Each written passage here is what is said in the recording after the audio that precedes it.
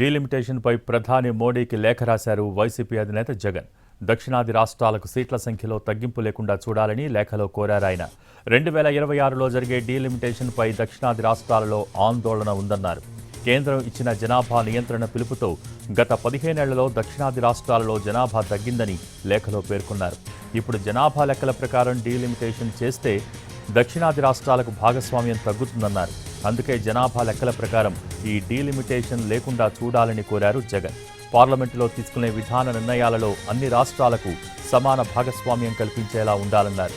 ఈ కోణంలో ఆలోచించి డీలిమిటేషన్ చేపట్టాలన్నారు వైసీపీ అధినేత జగన్.